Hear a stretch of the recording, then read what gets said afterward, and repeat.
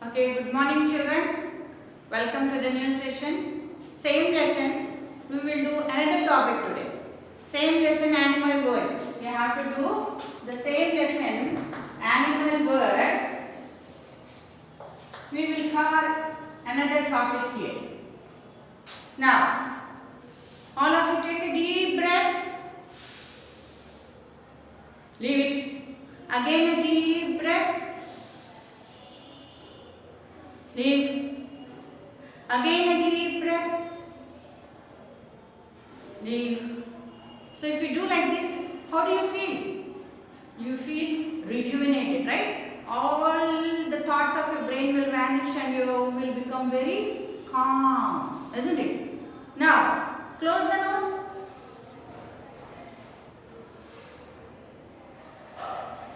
Wow, how are you feeling? You're feeling suffocated, right?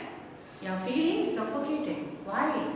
Because you need to breathe. You need to take in oxygen. Your body requires oxygen. So now today's topic is organs for breathing. What are the different organs for breathing in animals?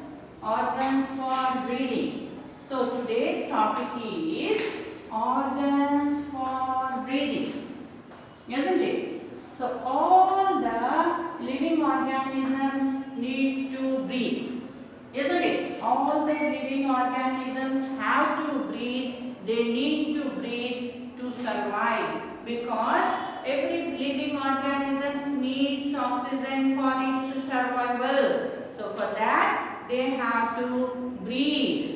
For example, if you take plants, plants are also living organisms, right? So they also must respire. What do you think about plants? We say that plants give out oxygen. When they give out oxygen? Only during daytime. During daytime, these plants or trees, what do? They prepare food. How do they prepare food? With the help of sunlight. So, for the preparation of food in animals, they require sunlight. They require sunlight and they take atmospheric air. In that, they take carbon dioxide and leave out oxygen. In that way, plants are giving us fresh air. But during night time, what is happening? During night times, there is no sunlight, isn't it? When there is no sunlight, plants cannot prepare their food. So at that time they are respiring. At that time respiration takes place in the plants. So the respiration process means what? They take in oxygen and leave out carbon dioxide. So respiration process is same in all living things. They need to take in oxygen and leave out carbon dioxide. That is why we are asked not to sleep under a tree at night times. You understand?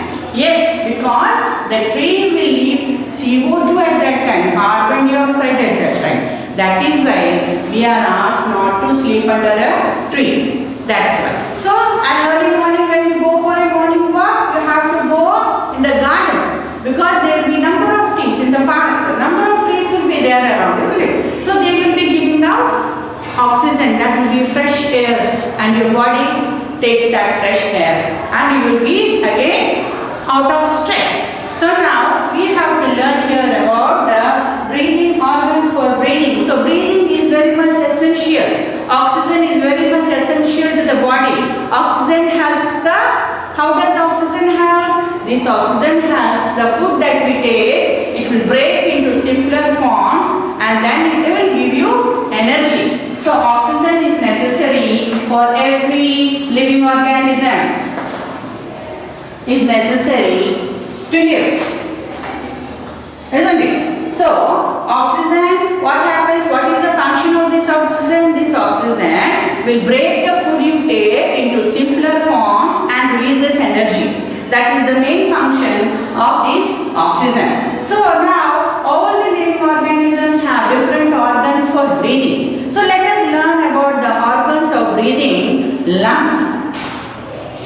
So in higher chordates. So the organs of breathing in human beings, in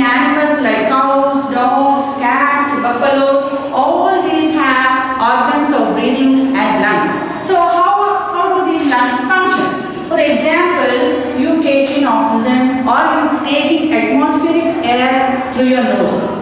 From the nose, it enters into the windpipe, isn't it? From the nose, it enters into the windpipe.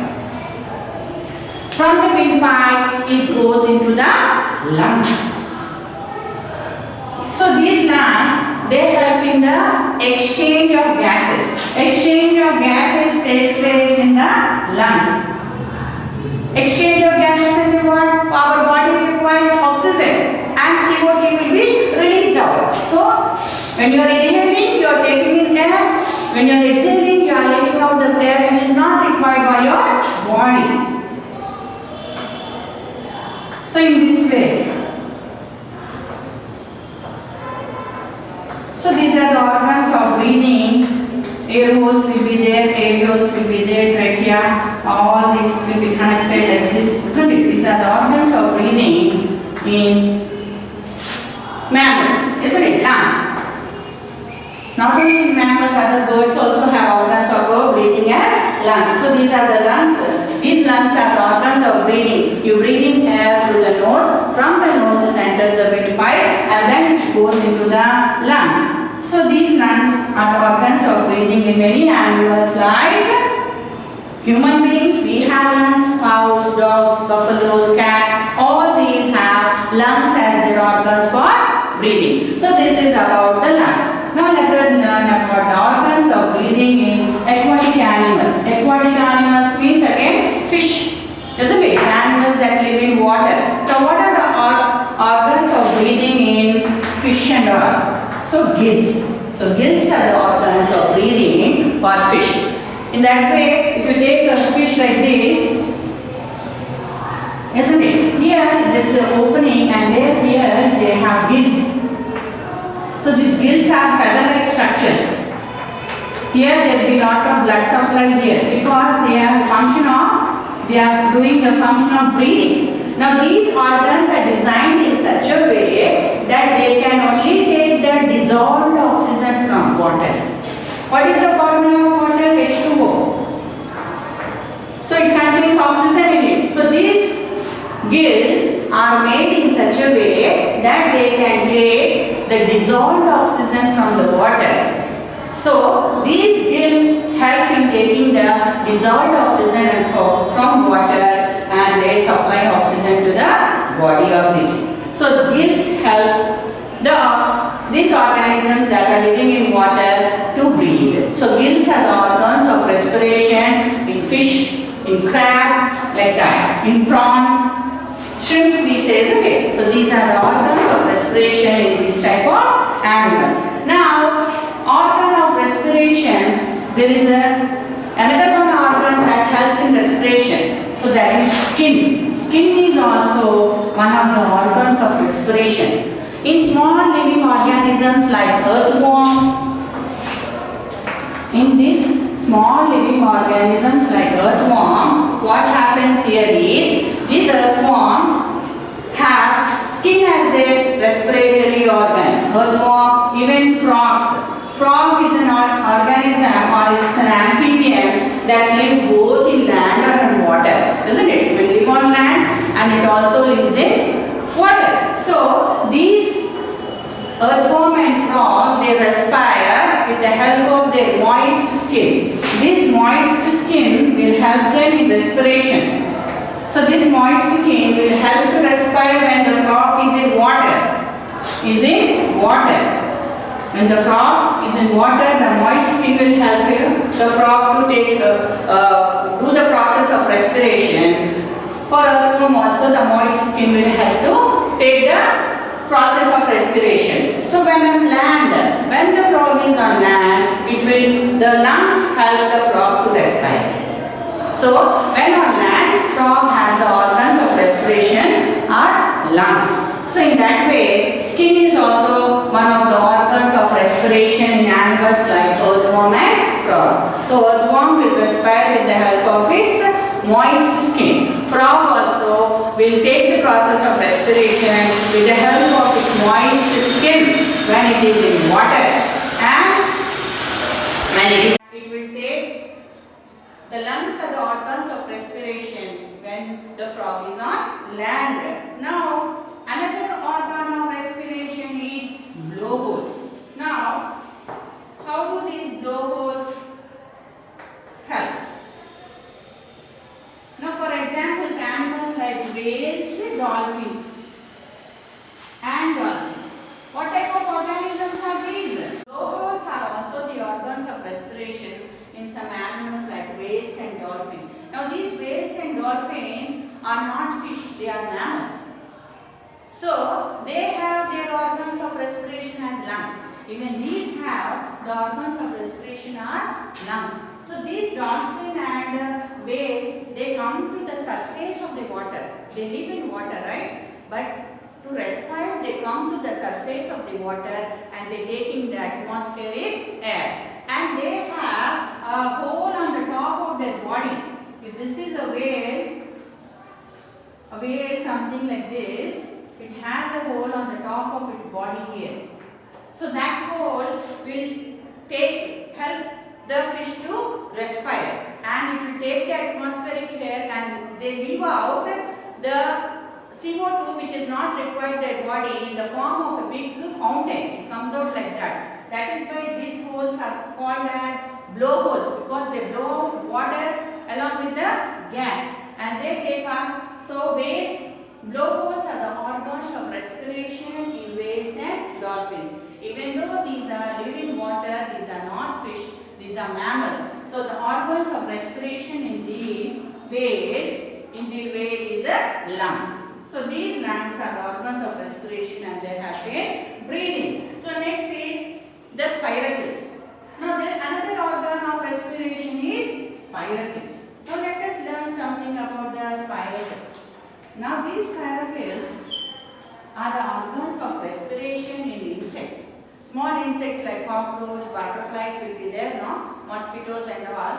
These are the organs of respiration. So these organs, they will be present along the segments of the body of a cockroach, whatever it is. So they have holes here. These are the holes along the body of a cockroach. The legs will be like this, isn't it? So the wings will be like this. So in this way, these are the organs of small holes along the body. They are present along the small holes along the body, and these holes are connected to the trachea. Whole body connected with. So they have small holes along their body, and they will be connected to the trachea, and these will supply oxygen throughout the whole body of these insects like cockroach, butterflies, mosquitoes. Small insects all have spiracles as their breathing organs. So along the body of the insects, these holes are present and they are helping the breathing. So spiracles are as their breathing organs.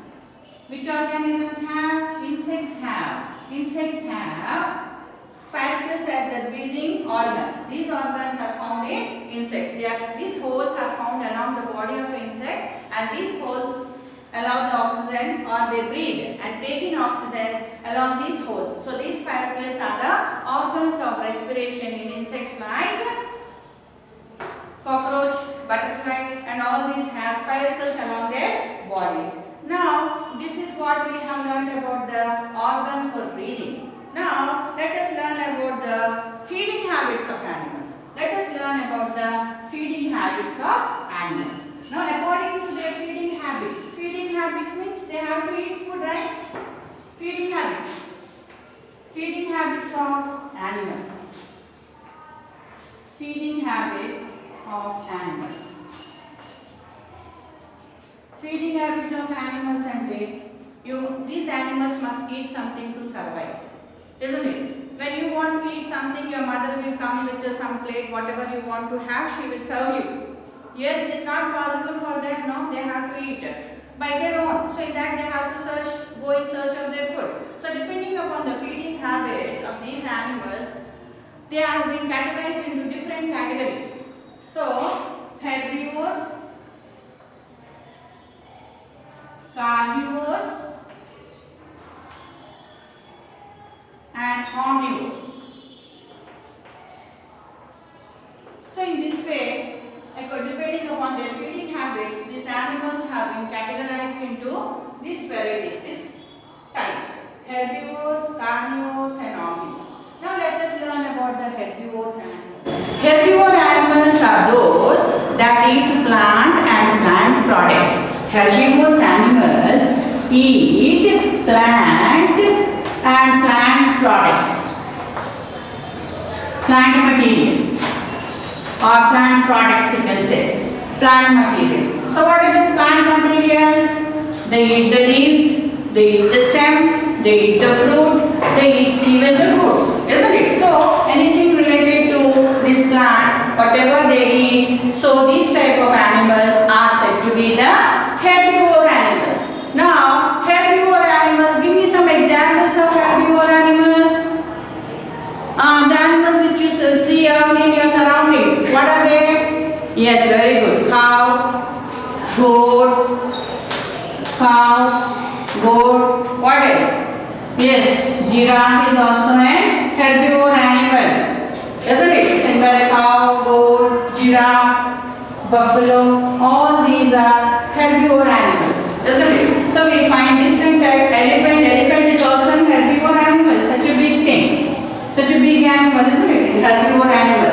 So they eat plant and plant material. Example are cow, goat, giraffe, buffalo, elephant. Now these animals have to eat number of times in a day in order to get energy, isn't it? They eat quite often to get energy. And one more thing here is they eat plant, all this. And moreover, the arrangement of the teeth, they have very strong molars, the back teeth. The back teeth of these are very strong, and these help them in chewing the food. So they have very strong molars, the back teeth. So these help in chewing the food. So in this way, feeding habits, chewing the food. So depending upon the feeding habits of the animals, these animals have been categorized into herbivores, carnivores, and omnivores. Now herbivores animals. When I tell you herbivore animals, what do you understand by that? Yes, plants that eat only plant and plant material. Plant material means they eat leaves, they eat stem of the plant, they eat the fruit of the plant, they even eat the roots of the plant. So in that way, the animals that eat plants are said to be the herbivores. Example for herbivores? Yes, cow, goat, giraffe, buffalo, elephant. So these have strong molars. The back teeth are very strong because they have to chew the food continuously. So they have very strong molars, and these help in chewing the food, and they will be eating more often because in order to get energy. So now we have known about these herbivore animals. Now let us learn about these carnivores. Now these carnivore animals eat meat, flesh-eating animals. Carnivores are flesh-eating animals. Carnivores are flesh-eating animals. They eat the flesh of other animals for their survival. So flesh-eating animals are called as carnivores. So now, can you give some examples of carnivore animals, children? Yes, lion, very good. Tiger, yes. So, dog can eat both. Let us consider dog as a carnivore now. So in that way, lion. Carnivorous animals are flesh-eating animals. Example for carnivorous is lion, tiger, wolf, and fox. So now, here in these carnivorous animals, you find the canines are very well developed canines. You find canines are well developed. Well developed canines are found because these have to tear the flesh. See the arrangement of your teeth. Front teeth, you have front 4 teeth, right? They help you in cutting the food. Whereas these side canines are there that help you to tear it. How do you eat a sugar cane?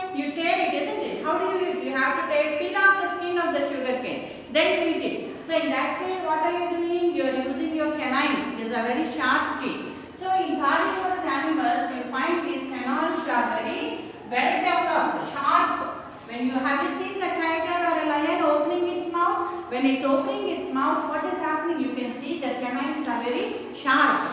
In the mouth of the dog also you can see canines are well developed. Even in cats you find canines to be well developed. Its incisors help in cutting the food and these canines help in tearing the food. So in the same way, these canines help in tearing the food. So the front teeth are incisors, isn't it? These incisors, molars. Premolars and molars you have whatever, there are molars. How do you eat your food? You take your food from the mouth here like this and you take it to the back and chew it. So what teeth you are using to chew the food? You are using your molars. So herbivores have to use molars for chewing the food. Whereas these carnivores have very canine teeth which are very sharp. They help in cutting the food. So you use your canines when you are using a sugar cane or something like that with your food which you have to cut it. Then you use your sharp canine teeth. Moreover, you are chewing your food, you take your food to the back side of your mouth and chew it. And that are the molars that help you in chewing. So herbivorous animals also have molars. So these herbivorous animals have very strong molars because they have to chew these plant products. So they have to continuously chew it. That is why you don't find canines, these type of sharp teeth in these animals. Only you find the front teeth and the molars are very strong and well developed molars you find in the mouth of these herbivorous animals. So carnivorous animals are flesh eating animals. So they have canines are very sharp teeth and which help to tear the flesh and these molars help in chewing the food. So for example of flesh eating animals, lion, tiger, wolf, all these are flesh eating animals. And birds like vulture, eagle, kite, birds. These birds like vulture, kite, eagle. So these two eat flesh. How they have to, sometimes their prey is snake. So what do they do? They have a very sharp beak. They have a very sharp beak to cut, isn't it? And their claws are also having long nails and very strong claws they have to hold the prey, which whatever it catches, isn't it? So in that way they have very hooked sharp beaks to cut their food and they have very sharp claws to hold their prey. So in that way herbivores are the plant eating animals and they eat plant products. An example for them are elephant, strong molars, giraffe, buffalo and elephant. They have very strong molars which are the back portion of your mouth, isn't it? Even they have very strong molars and they chew the food with the help of the molars. Carnivorous animals are flesh eating animals and they have the arrangement of the teeth will be like this and moreover they have very sharp canines which help to tear the flesh. The example are lion, tiger, wolf and fox.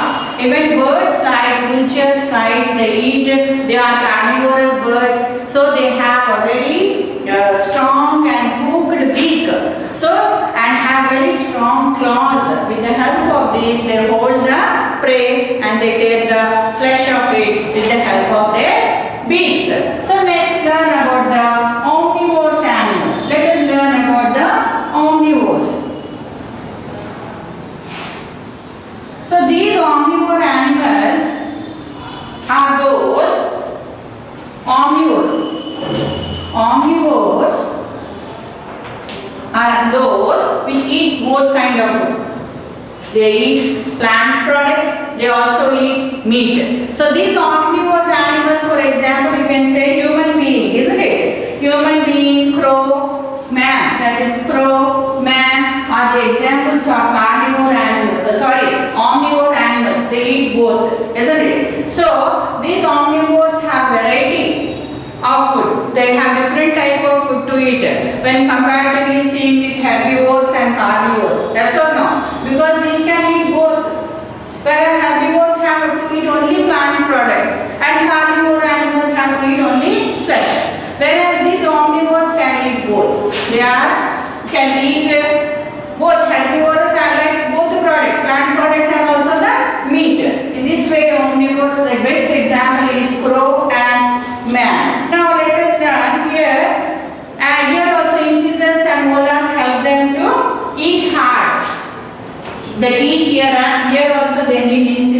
because they are eating flesh also, and moreover they are eating plant products also, so they require molars. So these two teeth are very much required by these omnivore people. Now let us learn about the rodents. Now rodents are squirrels and rats. Rodents are squirrels and rats.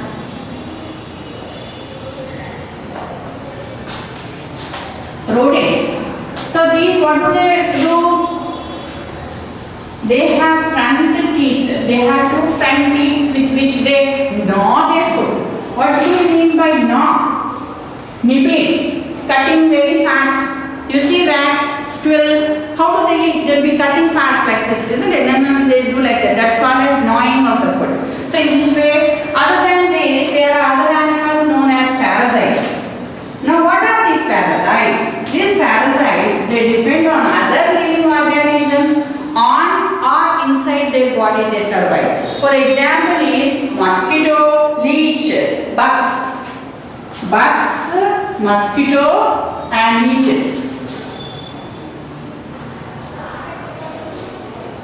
And leeches. These are the examples of these parasites. So mosquito, how it is a parasite? It is living on our blood, no? It is coming and sucking our blood, it bites us. When it is biting means what it is doing? It is sucking our blood. So in that way it is depending on another living organism. So these type of organisms that live on other living organisms are called as parasites. So the example of parasites are bugs, mosquito, leech. Leech tells are jalaga. So in river waters you will find these leeches very much. So what do you do? These cattle, when they go to have a bath in the rivers, buffaloes and cows go, no? Then these leeches will be there in the river. They stick to the body of these animals and they suck the blood of these animals. So that it has lots of segments in its body. So it will start sucking the blood. When it sticks to the body, it will not come out easily. So if you pull also, the segments of the body will be coming out, but that leech will not leave it. So sometimes they have to cut that part to remove it. That leech, it's very dangerous. It will suck the blood, and sometimes it's even dangerous for the to die. If it sticks to the body of an human being, sometimes if they are not able to remove it in time, it leads to death also. So these are the parasites that live on living organisms for their survival. So in this way, after learning about the feeding habits of animals, we have learned about the herbivores, we have learned about the carnivores, we have learned about the omnivores, we have also learned about the rodents. Then we also learned about the parasites, isn't it? So in this way, we have learned about the different types of feeding habits of animals. We have learned how are they eat, helping them, isn't it? They are having herbivores are having very strong molars. Molars, the back part of the teeth, isn't it? You have molars. You chew your food with the help of molars. In the same way, carnivores have very well developed canines because they are eating flesh. So these canines help them to tear the flesh. And so they don't need molars as the herbivores require. So they swallow the pieces if they are whatever they tear. Next is the omnivores. The omnivore animals, they eat both flesh and plant products. So in that way, omnivores, they have more variety of different types of food comparatively seen with carnivores and herbivores. Next we have learned about the rodents, how they gnaw the food, nibble the food. And next is about the parasites who live on other living organisms for their survival. So this is about the feeding habits. We will learn another part of the lesson in another class. Till then, goodbye.